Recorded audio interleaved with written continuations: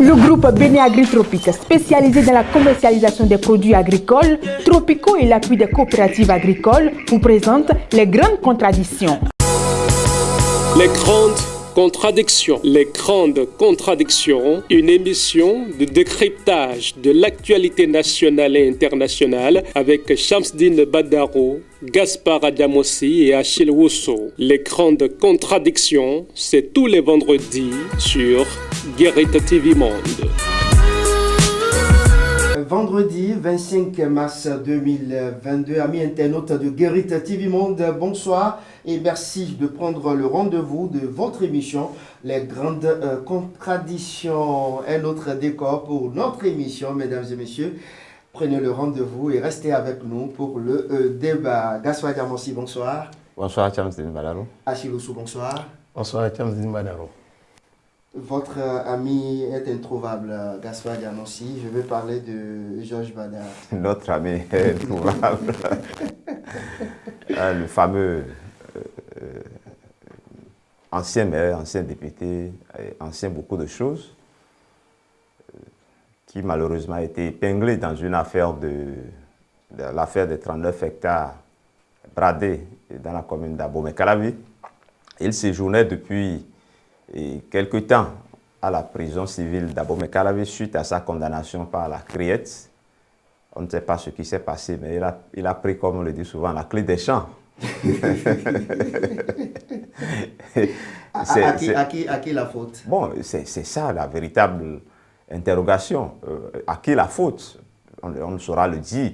Ce qui est sûr, c'est une évasion qui jette un peu de discrédit sur un certain nombre d'institutions, je dirais même sur notre pays en général. Mais la première structure qu'on peut épingler, je crois que c'est d'abord le système carcéral. Et que je ne sais pas ce qui s'est passé pour qu'un prisonnier, dans un premier temps, qui signale des malaises, qu'il soit évacué au CNHU, jusque-là, il n'y a rien de surprenant.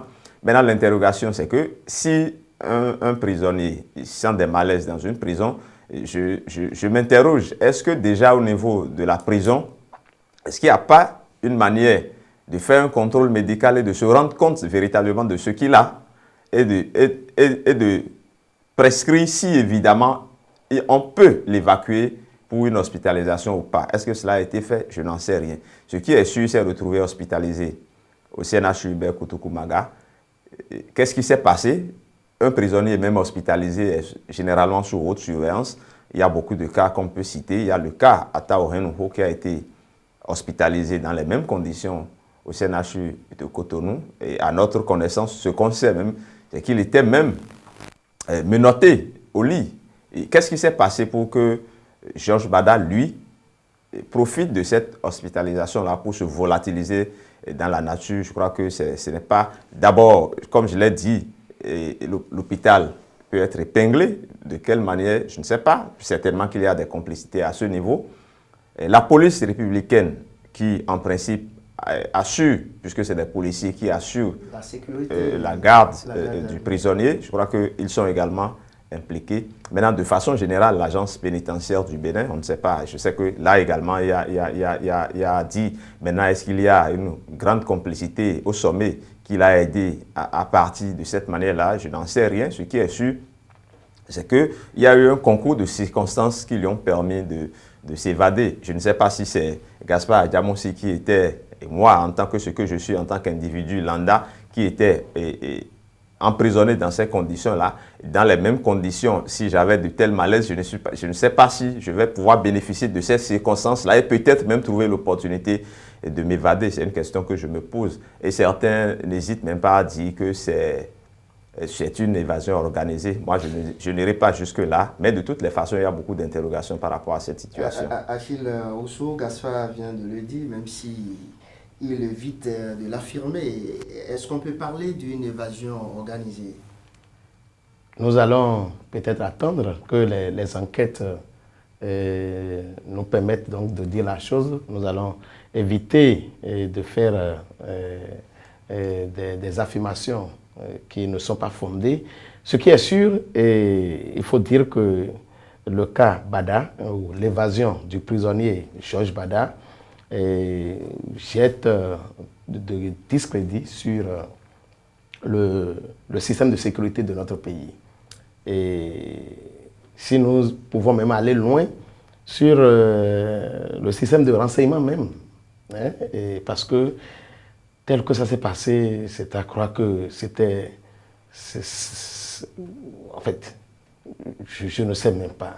Je ne sais pas comment on peut comprendre qu'un prisonnier puisse en quelques minutes réussir, alors qu'il souffre d'un mal qui ne devrait pas lui permettre donc d'aller aussi vite, hein, de se hâter. Hein. Donc, Bada s'est hâté. Bon, mais si on comprend aussi, hein, parce que... Ouais, c'est un gars qui aime donner, faire Mario. C'est normal. Et c'est justement à ce niveau que je voudrais dire que comme quand on était enfant, on voyait les gunguns disparaître et réapparaître. Peut-être qu'entre-temps... Peut-être il a une force surnaturelle. Bada, on ne sait jamais. Oui, a eu cette possibilité donc pour disparaître. En plus, là. Exactement. Mais il faut dire que cela jette vraiment de discrédit sur le système de sécurité en général. Nous devrions nous demander si nous sommes vraiment encore en sécurité, parce que si ça se passe comme ça, vraiment, c'est tout le pays qui est mis à l'index, est doigté, et c'est malheureusement là où nous sommes. Mais il faut dire que Georges Bada, en tant qu'ancien législateur et ancien maire, n'a pas été loyal. Il faut le dire, il n'a pas été loyal. Si vous avez eu la chance dans votre vie donc, de faire les lois une fois, vous devez quand même, hein, dans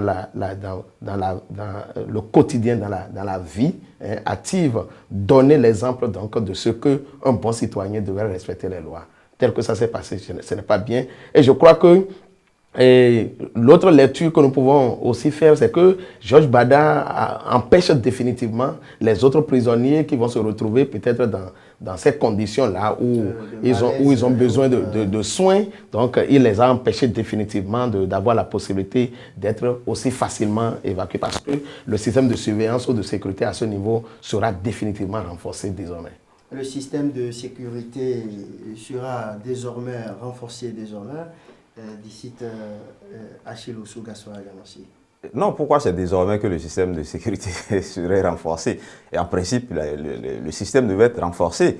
Et moi, je ne voudrais pas aller vite en besoin en disant que par la faute de Georges Bada, que désormais les prisonniers malades mourront en cellule ou en prison. Non, je pense que s'il y a nécessité qu'un prisonnier souffrant puisse être évacué, je crois que cela doit pouvoir se faire. L'essentiel, c'est qu'il soit surveillé comme cela se doit pour qu'il ne puisse pas s'évader. Je crois que c'est plutôt de ce côté qu'il faut réfléchir et non penser que désormais on va laisser les gens mourir dans les prisons parce que quelqu'un s'est évadé. Encore qu'il y a beaucoup d'interrogations sur cette évasion. Est-ce qu'il s'est réellement... En fait, il y a beaucoup de questions. Seulement qu'il y a eu, n'est-ce pas, une forme de communication qui a démontré qu'il est parti et qu'il serait même à l'extérieur pour se faire opérer. Et donc, c'est ça qui rend plausible la thèse de l'évasion. Sinon, on peut penser que c'est une disparition mystérieuse, comme vous avez tenté de le dire tantôt, bien et que de toute façon, c'est une disparition et que peut-être qu'on lui a fait du mal. Vous savez, on peut raisonner également dans ce sens-là. Maintenant, j'ai entendu tout à l'heure Achille parler de loyauté. Bon, vous savez, quand vous prenez le cas de Georges Bada, je pense que même dans ce qu'il a dit depuis là où il est, il a semblé dire qu'il est innocent et que c'est sur instruction de ses supérieurs qu'il a agi de la sorte. Donc, il ne se sent pas coupable. Donc, ne lui demandez pas d'être loyal. Et en plus, Amen. Écoutez, si moi, pour une faute que j'ai commise, si je me retrouve dans les geôles d'une prison, ne me demandez pas d'être loyal en restant dans la prison si j'ai la possibilité de m'évader. Ah bon, ça c'est clair. Qu'est-ce que vous voulez dire? Vous voulez dire que désormais, c'est les prisonniers eux-mêmes qui peuvent établir leur culpabilité. C'est ça? Parce que, non, je ne le dis pas. C'est la justice qui devrait faire le travail. S'il ne se sent pas coupable, ne lui demandez pas d'être loyal en restant en prison. est en purgeant sa peine. Ça veut dire que si il ne se sent pas coupable, même s'il se sent coupable, ne demandez pas à un prisonnier d'être loyal parce que la législation a dit si vous êtes coupable, restez en prison. Si vous êtes en prison et que vous avez la possibilité de partir, je crois que... Oui, sauf si vous êtes très à l'aise dans la prison et que vous n'avez plus envie de quitter. Mais c'est suffisamment grave quand même. Absolument, c'est suffisamment grave. Et puis écoutez, ce n'est pas la première évasion au niveau de nos prisons. Et je crois que ça doit amener à quelques réflexions. Ça doit amener véritablement à quelques réflexions que des gens qu'on a voulu garder quelque part puissent avoir cette facilité-là de s'évader. Je crois qu'il y a eu, c'est vrai, celui-là, c'est un récidiviste qui, je crois, toujours dans Bomekalavi même là, il y a un prisonnier qui s'est spécialisé, qui est parti plusieurs fois et qu'on a repris plusieurs fois. Ça, c'est peut-être un cas isolé, mais que d'autres prisonniers, notamment des prisonniers politiques ou des prisonniers, disons, malades, et que de là, qu'on vienne nous dire qu'un terroriste qu'on a pris et qu'il s'est évadé, ou bien le monsieur Faletti, qu'on vienne nous dire que quelqu'un comme ça s'est évaporé dans la nature et que les événements que nous avons connus, parce que s'il s'évade, il peut se réorganiser et nous faire vivre les événements que nous avons vécus il y a quelque temps dans le nord et le centre du Bénin. Je crois que ce n'est pas de bon augure en tout cas. C'est pas de bon augure. À Achille Ossou, des arrestations ont été procédées, ils ont arrêté des gens. Surtout quelques membres de la famille également, votre appréciation? Oui, mais je crois que vous avez tenté de le dire tout à l'heure, les responsabilités devraient être situées et par rapport à cela, qu'on interpelle les membres de la famille, surtout ceux qui le visitaient au moment où il était déjà admis à l'hôpital, et aussi du côté donc des forces de l'ordre qui étaient désignées pour le garder. Cela va de soi. Et il va falloir que chacun travaille maintenant à établir son innocence. Et ce n'est pas parce qu'on a arrêté des gens, ce n'est pas parce qu'on a interpellé des gens que déjà ils sont déjà coupables. Je crois que c'est pour des raisons d'enquête que ceux-là ont été interpellés, et si quelqu'un était entre-temps innocent, il va recouvrer sa liberté. Gaspard Diamossi, désormais, pour rendre visite aux prisonniers hospitalisés, il faut vraiment faire attention. Bon, si c'est quelqu'un qui a surtout, mais vous ne pouvez pas aller dans ses pensées, surtout si c'est quelqu'un qui a l'intention de s'évader, et s'il le fait, c'est que c'est vous qui allez vous retrouver. C'est ça la difficulté. C'est dommage pour les amis qui sont allés rendre visite à Georges Bada pour partager. Non, est-ce que c'est ça? Cette douleur. Certainement que c'était des parents qui étaient assez proches de lui, qui étaient avec lui durant toute la période et qui pourraient peut-être être au parfum de ça. Oui, mais sans qu'il y avait des garçons de course ou des hommes de main, oui, mais vous pensez que ceux-là, ça va de soi qu'on les interpelle. Oui, évidemment. Mais là où moi je trouve un peu intéressant les interpellations, c'est surtout pour les policiers, ça ne me gêne pas, c'est pour les besoins de l'enquête et ses proches. Mais il y a des médecins, J'ai lu qu'il y a environ 3 médecins qui sont interpellés. Et ça m'emmène à m'interroger. Est-ce qu'elle dit que le diagnostic, est-ce qu'elle dit que le diagnostic qui a permis que Georges Bada puisse quitter la prison pour l'hôpital, ou bien le diagnostic établi qui permet l'hospitalisation, est-ce qu'il y a problème par rapport à ce diagnostic? Sinon, on peut s'interroger sur pourquoi interpeller les médecins, notamment ces médecins ou bien ceux qui ont eu à produire. Est-ce qu'il y a des doutes sur le diagnostic qui a permis, n'est-ce pas, que le prisonnier puisse se retrouver en hospitalisation et plus tard s'évader? Est-ce que c'est là où le prisonnier devait se retrouver qu'il s'est retrouvé? C'est peut-être aussi ça. Parce que une chose est de l'évacuer, mais l'autre chose est qu'il se retrouve vraiment dans le service qui devait le prendre en charge. Et comment vous les appelez, les médecins ou les agents de la santé qui ont été interpellés devaient donc aussi, de ce côté, on devait voir de ce côté si, entre-temps, il n'y a pas eu un jeu de couloir. Je crois pas. En tout cas, nous l'avons dit. Les interpellations ne sont pas encore des condamnations. Bien sûr, Chacun travaillera. C'est vous qui l'affirmez. Mais de toutes les façons, prêtons foi aux prisonniers évadés, puisque depuis, si on s'en tient à ce qu'il a dit, absolument, il a dit qu'on veut le laisser mourir et donc c'est pour répondre à Chip, donc que quelque part il est croyable et dit qu'il reviendra purger sa peine après s'être soigné. Donc, la peine de l'évasion, la peine de 39 hectares. C'est quand même suffisamment. 39 hectares plus évasion. Donc, il va tout. D'accord, on va suivre cette actualité de près quand même. Pour le moment, nous souhaitons bon rétablissement, prompt rétablissement à Georges Bada. S'il est malade, s'il était malade. Parce qu'un malade dernier qui est allé aussi vite, vraiment. Nous allons poursuivre l'émission. Le deuxième sujet à présent, vaste campagne de recouvrement des créances de la SB2E dénommée recouvrement commando et le respect du client. Où est le respect du client? Il n'y a pas le respect du client. C'est-à-dire on ne portera même pas les gants pour le dire. Je crois que la SBE, en ces temps donc, de difficultés, de vie difficile pour les populations béninoises, la SBE est venue donc leur assommer le coup fatal. Il faut le dire. Moi, je ne sais pas ce qu'ils veulent appeler opération commando de recouvrement de factures. Mais si vous ne payez pas... Mais si vous ne payez pas, on a toutes les manières pour vous amener dans le droit chemin. On n'a pas besoin donc d'organiser une vaste opération et lui donner un nom qui fait peur. C'est dans l'armée qu'on entend ça. Comment la SBE peut parler? Pourquoi ça fait? Mais je crois que la vie est... On veut vous forcer...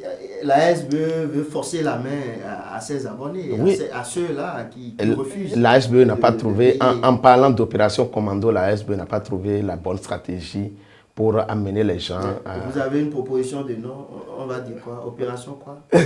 Non, mais je crois que déjà que le gouvernement lui-même travaille à faciliter un peu plus la vie à la population aujourd'hui.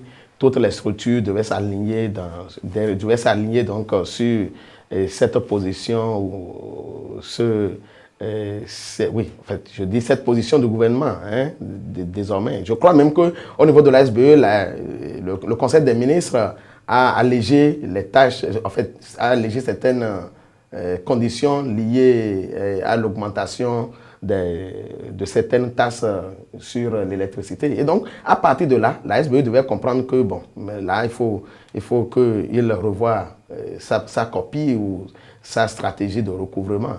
Et je crois que si jamais elle mettait en œuvre cette opération-là, ce sera comme si elle avait fait le programme d'essorer définitivement la population béninoise parce que les gens crient, il n'est pas facile de régler le quotidien. Et je crois que pour même trouver des solutions à cette affaire-là, vous me demandez de stratégie, je n'ai pas de stratégie. J'ai peut-être une proposition à faire, c'est qu'on passe définitivement à des compteurs prépayés où lorsque vous achetez votre crédit, vous terminez de consommer, mais si c'est fini, vous savez que c'est fini. Vous ne devez rien à la SBE. La SBE ne vous doit rien jusqu'au moment où vous avez encore de l'argent pour vous demandez à la SB2E pour vous approvisionner. Non, je crois que l'innovation est déjà là. Il faut plutôt que la SBE travaille à étendre cette innovation, à enlever les anciens compteurs, les compteurs additionnels, conventionnels, oui, voilà, les compteurs conventionnels pour qu'on appelle la solution des compteurs prépayés. Gaspard Diamossi, recouvrement commando, est-ce que ce mot, ça vous fait peur aussi? Non, bah, ça ne me fait pas peur. Et, bon, écoutez, quand on consomme, il faut payer. Quand vous consommez l'électricité, ça c'est implacable. Il faut payer. Maintenant, non, il n'a pas refusé. Il n'a pas refusé. Mais il est contre. Non, et nous qui devons à la SBE, nous n'avons jamais refusé de payer. Moi, je ne dois même pas. On n'a jamais refusé de payer. Non, si, vous devez, parce qu'il y a une facture en instance qui vient. Je ne sais pas si l'opération commando concerne ça aussi. Je suis prépayé. Ah, d'accord. Ce qui m'embête, c'est ça. Ça frise le respect du client parce que Donc, vous ne pouvez pas quand même, pour un client qui n'a pas manifesté le refus de payer les factures, dire que vous lancez une vaste opération de recouvrement appelée opération commando, c'est-à-dire vous descendez chez les gens, vous les brusquez ou bien je ne sais pas comment, pourquoi. Mais, écoutez, si on annonce, les gens peuvent se préparer également à les recevoir en commando. Moi, je pense que non, c'est pas une bonne chose. Non, je n'appelle personne à faire de cette manière-là, mais je trouve que ce n'est pas élégant qu'une société parle de cette manière-là à ses clients. Ce n'est pas du tout... Vous savez qu'il n'y a plus de missions dans le pays. C'est peut-être une manière aussi à ces agents de la vous savez, il y a déjà...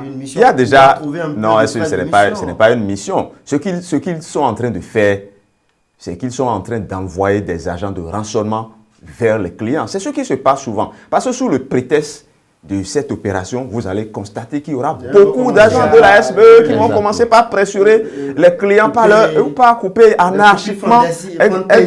Exactement, parce qu'avant, il y avait une forme de recouvrement. De toutes les façons, quand la facture arrive, vous avez un délai. Quand vous ne payez pas, vous vous exposez généralement aux coupures, tout ça là. Donc, il y a déjà une opération presque commando de recouvrement. Moi, je ne comprends pas pourquoi on lance...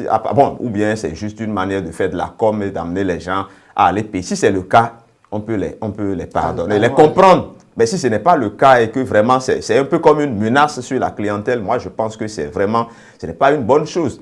Déjà que c'est la croix et la bannière pour payer les factures d'électricité. Fort heureusement, aujourd'hui il y a comme un allègement et aujourd'hui vous pouvez aller sur une plateforme et payer de chez vous. Ça c'est une bonne chose. Sinon, vous y allez, c'est que vous faites un rang, vous passez toute une journée alors que vous avez autre chose à faire. Ou bien vous y allez, on vous dit qu'il n'y a pas, la connexion et qu'il y a impossibilité de payer, vous faites les allers-retours. Et pendant ce temps, un pauvre agent viendra vous couper l'électricité chez vous. Donc je pense qu'il n'a qu'à revoir un peu cette manière de se comporter avec la clientèle. Merci beaucoup. Achille Ossou, le pain est désormais revenu à la normale.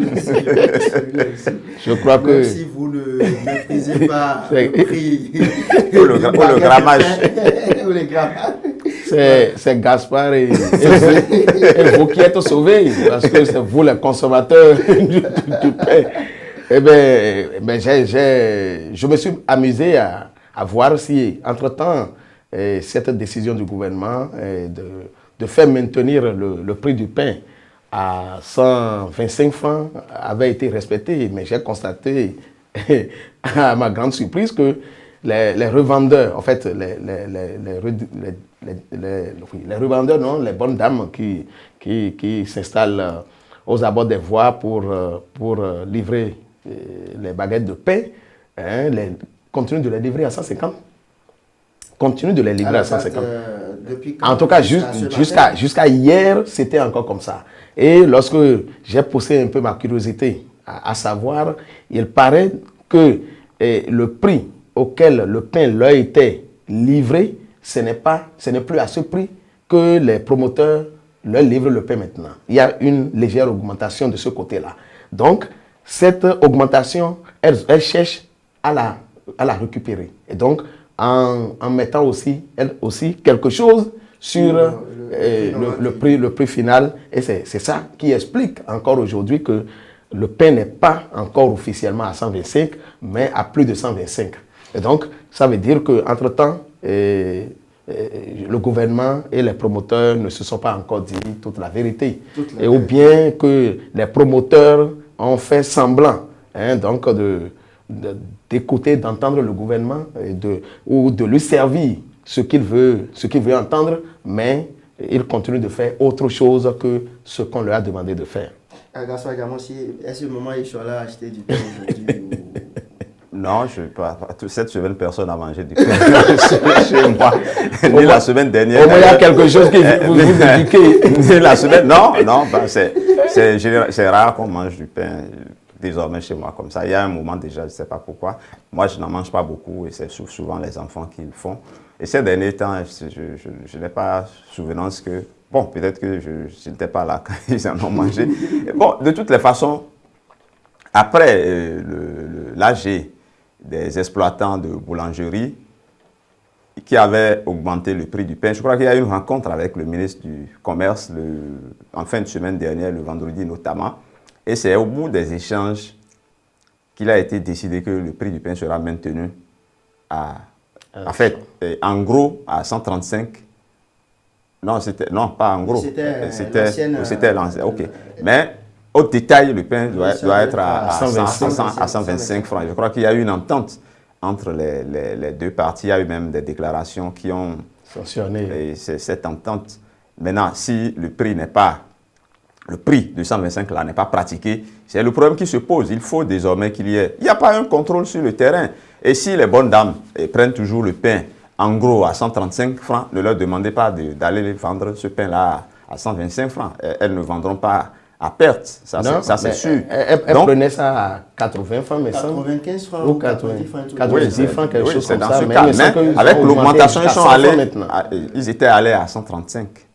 En fait, c'est ça qui a amené les 150 en gros. Donc, c'est pour ça qu'il y a cette situation. Mais de toutes les façons, le Conseil des ministres de ce mercredi a davantage fixé les uns et les autres et a travaillé d'abord, par exemple, à la diminution du prix du sac de farine de blé. Exactement. Et le gouvernement a encore martelé que le prix du pain doit être de 160 grammes notamment, doit être à 125 francs. Et je crois que si ce n'est pas appliqué, dans les prochains jours, nous avons constaté cette application-là sur le terrain. Le dernier sujet à présent, subvention au sport. Le gouvernement a mis près d'1,5 milliard de francs CFA dans cette discipline, je crois. C'est une discipline, là. Oui, c'est des disciplines. C'est un secteur. C'est des disciplines parce qu'il y a absolument plusieurs.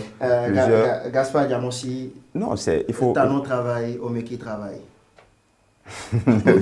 Oui, bon, encore qu'on a élu le président Talon pour qu'il travaille. Et le président Talon a nommé le ministre Omeki pour qu'il travaille. Mais quand il fait quand il fait du bien, oui, j'ai dit chapeau bas au président Talon et au ministre Omeki par rapport à, bien entendu, à cette décision. Parce qu'il faut analyser. En 2016, les subventions aux fédérations étaient d'environ 79 millions. De 79 millions à aujourd'hui, 1 milliard 350 et quelques, presque 1,5 milliard de francs CFA. Je crois qu'il y a une volonté qui s'affirme au niveau du gouvernement de faire la promotion du sport. Et pas que du football, qu'on appelle sport roi, qui engloutit souvent des milliards, mais cette fois-ci de toutes les disciplines sportives. Je crois que c'est à encourager. Quand vous prenez cette initiative, je ne prends que ça, parce qu'on n'a parlé que de ça dans la semaine, mais quand vous prenez d'autres, il y a les classes sportives qui sont là, et quand vous voyez qu'il y a des stades omnisport un peu partout dans les communes, je crois qu'il y a une volonté, n'est-ce pas, de faire la promotion du sport en général. Pas seulement de quelques disciplines, mais du sport en général. Et je crois que par rapport à ça, il faut véritablement féliciter le président de la République et féliciter surtout le ministre Omeki qui est un peu comme le chef, celui qui met en œuvre cette politique-là du gouvernement et qui par rapport... Oui, la fédération de football, la fédération... Non, justement, le ministre par rapport à son management a essayé de trouver des moyens aux fédérations. Et c'est maintenant de la responsabilité des fédérations de faire en sorte que ces sous-là soient bien gérés. Et vous l'avez dit dans votre chronique, il ne faudrait pas que ces sous se retrouvent... nous ne sommes pas ici pour répéter ce que j'ai dit dans la chronique, dans des poches privées ou sur des comptes personnels des dirigeants de ces fédérations. Il ne faut pas que ces sous-là emmènent la bagarre au niveau des bureaux directeurs, des structures, des fédérations et autres qui ont bénéficié de ces fonds-là. Parce que le ministre a félicité un peu les fédérations, parce qu'il a insisté sur une nouvelle mode de gouvernance. Et il a semblé dire que ça va dans le bon sens. Mais j'ai également dit que ce n'est pas dans toutes les fédérations que cette nouvelle manière de gouverner-là s'impose et qu'il faut voir chez certains et corriger ce qui s'y fait. De toutes les façons, encore une fois, on doit féliciter le ministre des Sports qui a vraiment... Chapeau bas aux deux, tout simplement. Achille Oussou, 1,5 milliard. 1,5 milliard, je crois que c'est un effort. Nous l'avions déjà dit ici plusieurs fois que le gouvernement a fait de la promotion du sport l'une de ses priorités de gouvernance. Et on ne devait pas donc se le cacher. Et il faut le leur reconnaître que dans ce domaine-là, un effort a été vraiment fait, disons, en 5 ans environ depuis que le PAG a été mis en œuvre. Mais ce n'est pas tout. Une chose est de mettre les moyens, mais l'autre chose est de demander que les résultats soient au bout du rouleau. Et par rapport à ça, je crois que le ministre des Sports doit véritablement travailler à mettre la pression pour que les moyens soient utilisés, pour que nous ayons vraiment des disciplines très actives. Ces disciplines sportives deviennent vraiment actives sur le terrain. Et je crois aussi, Gaspard l'a dit, mais il faut insister qu'il faut un suivi par rapport à la gestion des fonds qui ont été mis à la disposition de ces différentes fédérations. Et il y a 3 fédérations qui m'intéressent surtout.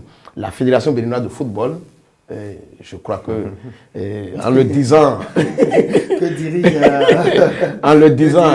notre ami, notre cher papa. Je sais que c'est un homme de vision, je sais que c'est un homme d'ambition et je suis sûr qu'il travaillera à ce que sa gestion apporte quelque chose au football. Il n'en a pas besoin. Je ne sais pas si c'est 500 millions, je ne sais pas combien était revenu. Peut-être trembler. 1,5 milliard, ce n'est même pas pour le football seul. C'est pour toutes les fédérations. Donc je ne sais pas si c'est 500 millions qui vont le faire ébranler. Donc je crois quand même qu'il doit travailler donc, à imprimer une bonne gestion au niveau du football. Et c'est surtout là que nous attendons les résultats. À part la Fédération béninoise de football, il y a la bosse. Il y a la bosse qui a toujours, ou presque, fait révéler le Bénin. Mais malheureusement, vous voyez les conditions dans lesquelles nos bosseurs finissent. Malheureusement, quand on en parle, on se souvient donc certains Soweto qui, il paraît que sa vie, ces derniers jours à Cotonou, il était devenu presque un mendiant.